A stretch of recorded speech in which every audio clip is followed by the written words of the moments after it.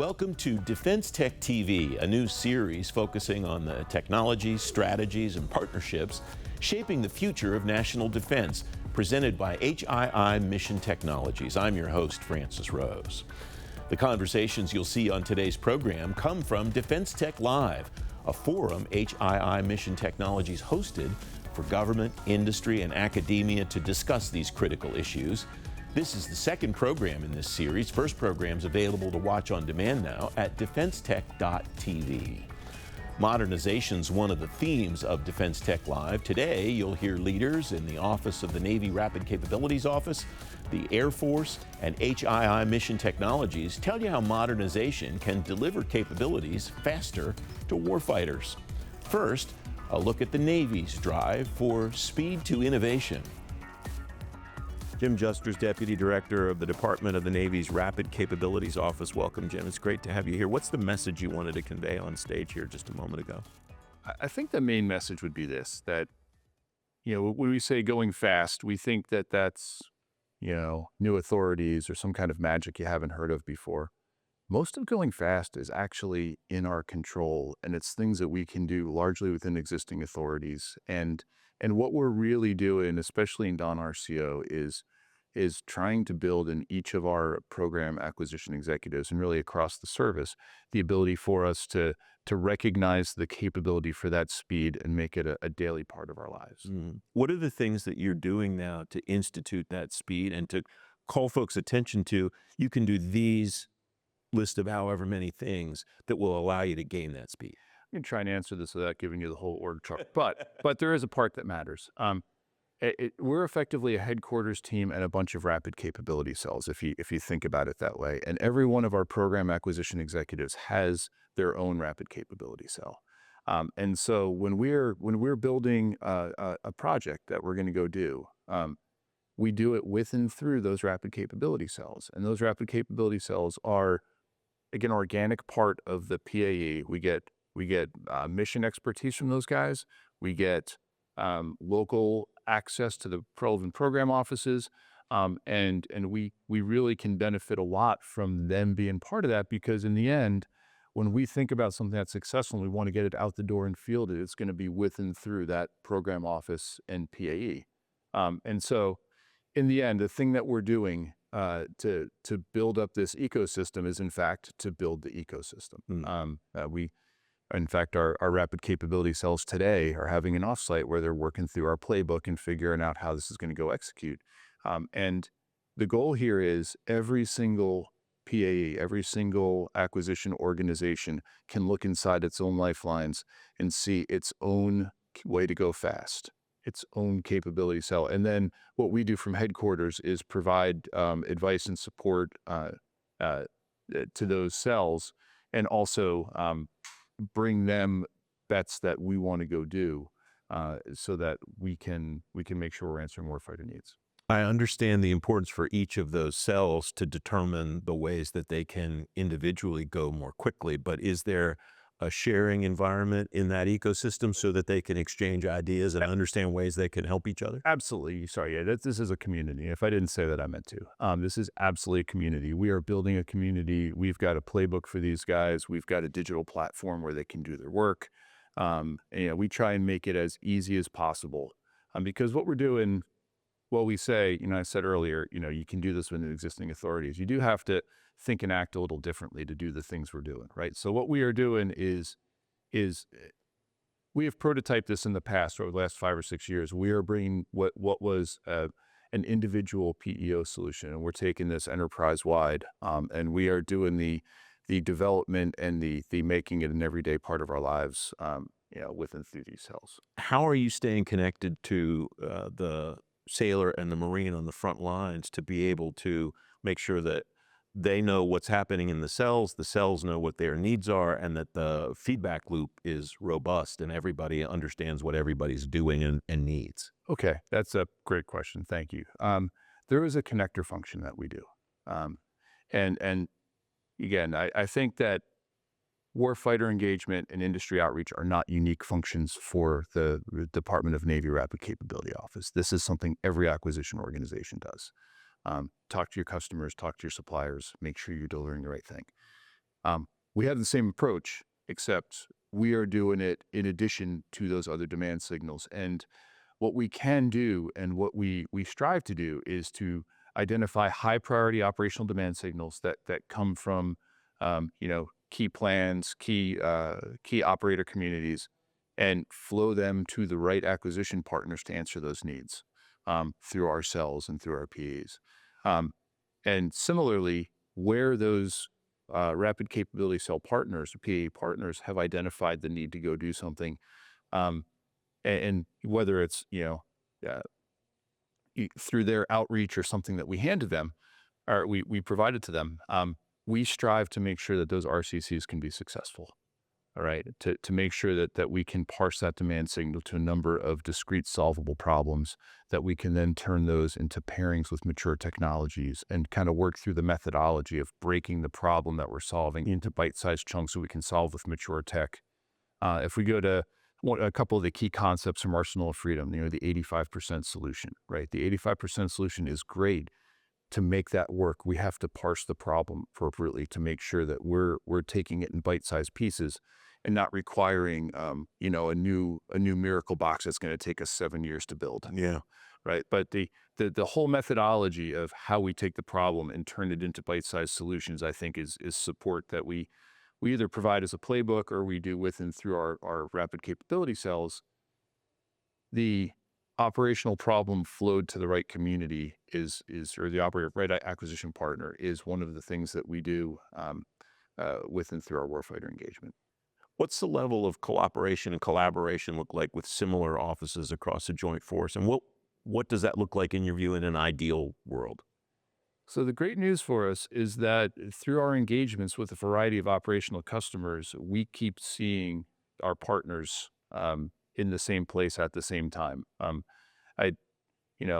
We certainly have an active outreach program with them, but one of the places that we tend to put our heads together an awful lot is in, no kidding, the operational context of a particular theater, talking about the problems of that theater, and how we're combining our efforts in parallel to get after that. And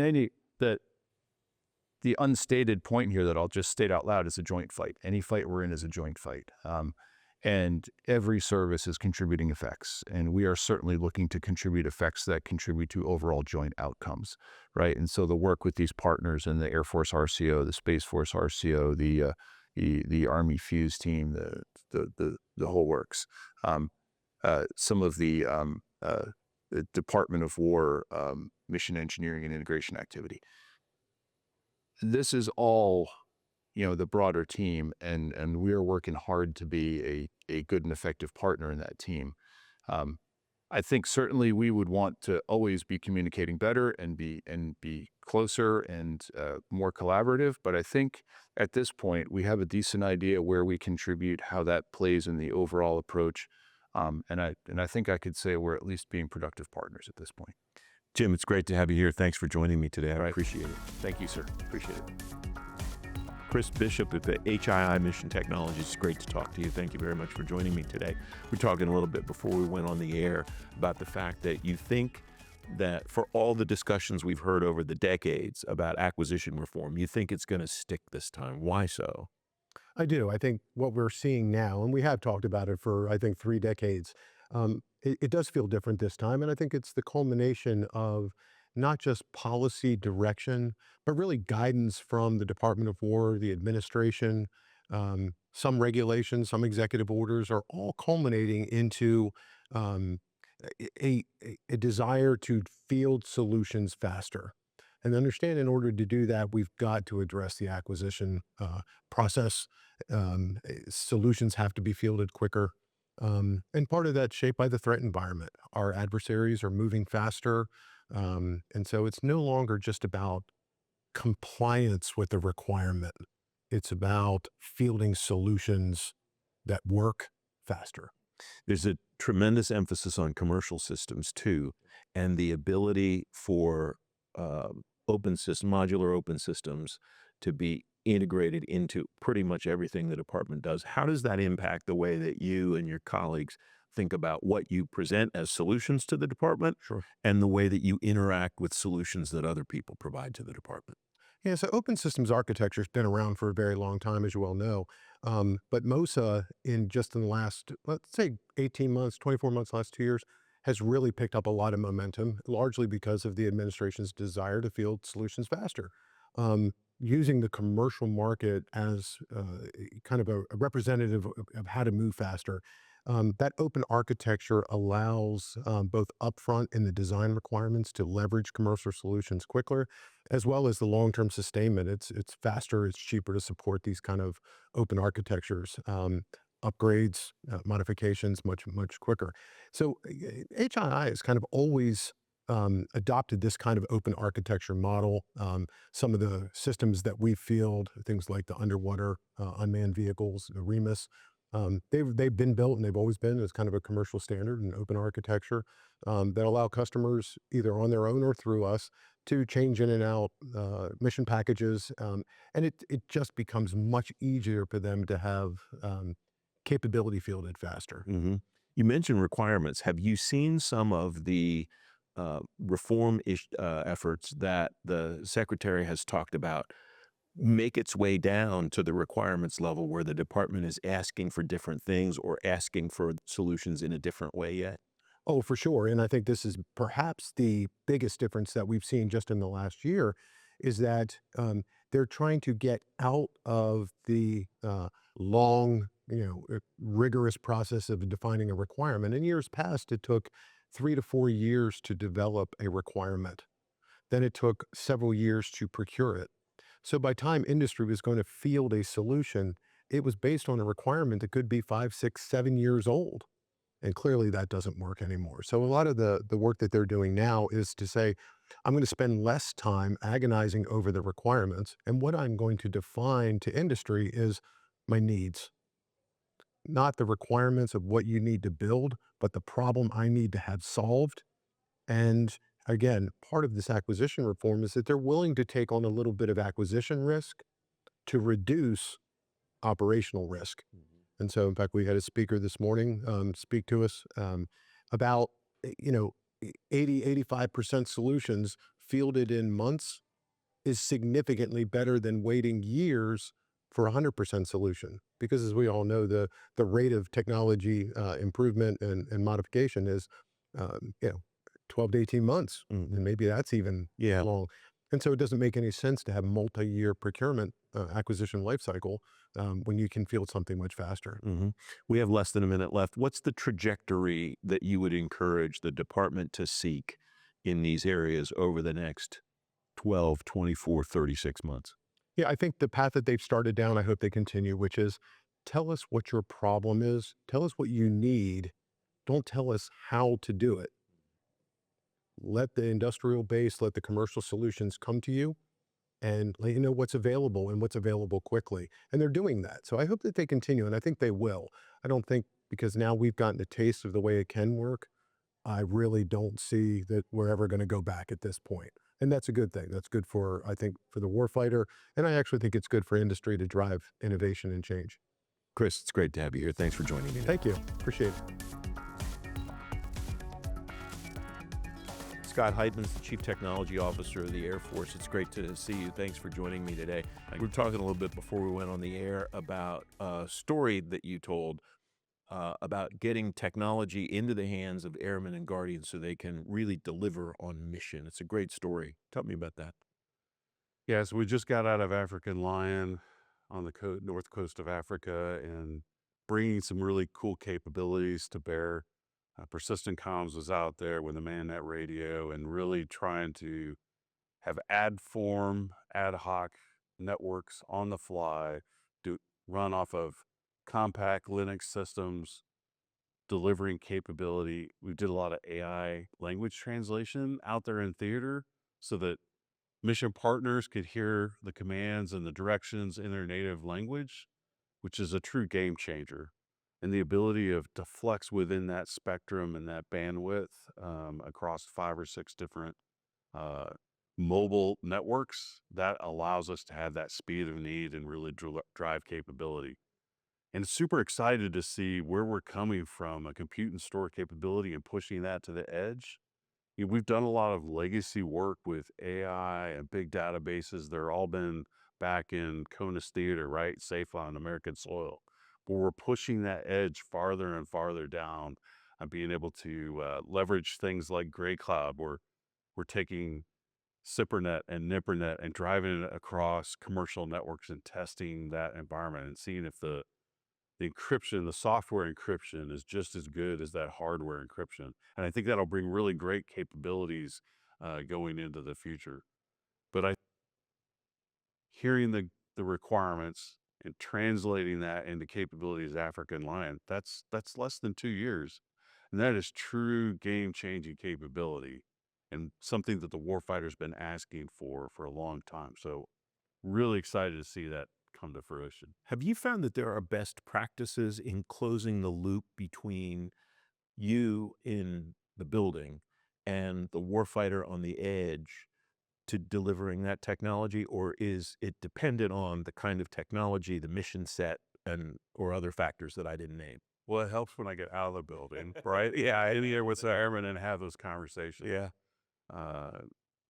But the technology is also opening up those barriers. I run a chat group with about 245 airmen and guardians across the force. Chatham House rules. I don't let rank get in the middle of that, but I really want to search out the technologies, right? I want to hear from the airmen. I want to hear what they're interested in. Where are their pain points? I want to be able to meet with them and have coffee with them and just say, tell me about your story. What are you trying to get after from the mission set? How can we actually take what you're thinking about and bring it to bear? We've got a great Pathfinder group as well that works with the chief, and he's constantly challenging those young, smart airmen and guardians to say, where do we need to go next? What are you learning about in AI? Where are you learning about in technologies? And how do we bring that to bear? And that's getting close to those airmen. That's my favorite thing. Yeah. They're always so excited. How has that become easier or more difficult over time, and how is that accentuated or aided by technology, either in the way that you communicate with them or in the kinds of technologies that they're interested in having you pursue versus what's practical for the service to pursue? Well, having those multiple conversation channels really helps, right? Whether it's Teams or a cell phone or a video call, that opens up some of the barriers. Able to send messages instantaneously and being able to respond to them, being able to be closer to the edge, out in the whether it's Pentagon Theater or UCOM, that kind of level sets the ground, and quite frankly, it takes the rank off. One of the first things I said when I came in was I was going to be looked at as an outsider coming in. I don't want to be personified as that Pentagon suit anymore. I want to be the guy that wears the hoodie in the building and says, I'm close to the airmen. I know what the airmen are asking for. Hey, Secretary, let me tell you a story about what they're trying to do out in the field to get after things. So I think that's helping level set that, and that opening out the comms and taking the rank off really helps with that. You've used that term a couple of times. Why is that so important to you? Because airmen don't want to look foolish.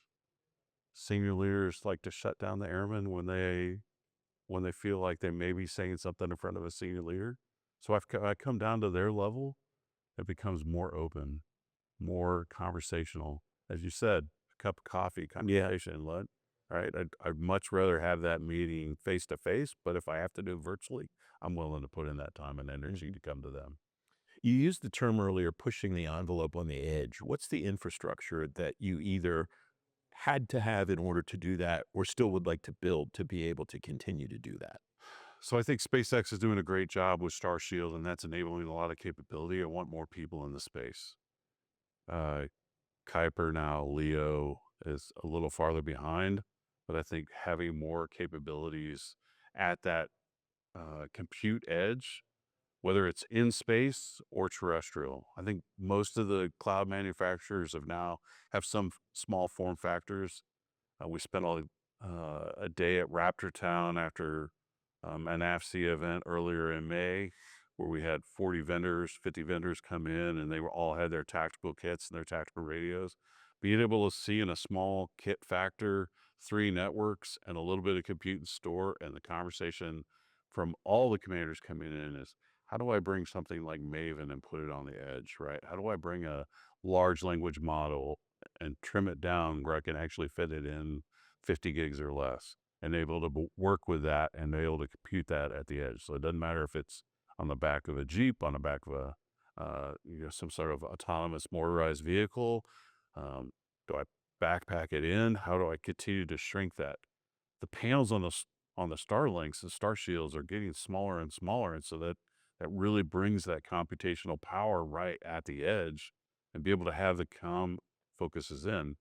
There's a great company out of Kansas City that's doing some geolocation fuzzing on a SIM card, so that I could then come in with a native card on my cell phone, be able to hide in the noise, be able to hide my GPS. The test they ran in KC was allowed that adversary to float within the city for 3 weeks, and the federal agencies never could find that person. So think about that in the hands of an airman or guardian in the field, being able to work off of operational networks in country, not Air Force zone, not Space Force zone, and being able to really change the game of where the compute is held. Well, and the reverse of that, it strikes me that you're on too, is the ability then for that operation to continue in a DDoS environment too. Absolutely, right? Be able to use spread spectrum across multiple bandwidths. I'm no longer just tied to that one fiber optic cable that this provides. Yeah. I'm now looking at commercial networks. Got a couple of bases out there that have looked at running dual SSIDs within their wireless infrastructure. So I have AFNet on one side, but I have a commercial network on another. And if I need to flip between those two, that's seamless, because a cell phone can just hop between the signals. We have to be able to be more agile like that. What do you need to be able to do that? Not necessarily a network infrastructure, but from an infrastructure perspective, maybe even regarding policy or acquisition or any of that kind of stuff, to be able to drive that. The secure cloud guidance, right, has got to change. We don't, in the current policy, we don't trust commercial networks. We always have to say there's physical separation or it's a caged environment. I need to be able to move that into a gray cloud environment where I'm using the encryption at the edge instead of a separation to do that. That same policy around 5G as well. A lot of bases are scared to put more 5G on their network or allow a vendor to come in because they think they're given decision advantage. But I don't care if it's 1, 2, 3 service providers. Like, I want them all in there and be able to provide that additional spectrum, right? And I need to be able to bring Starshield and Leo and everybody to that base as part of the PACE plan. I can't just rely on the one fiber optic cable, because that makes it really easy to intercept. And there are locations where we know exactly where that fiber leaves the base. If I know that, probably somebody else knows that.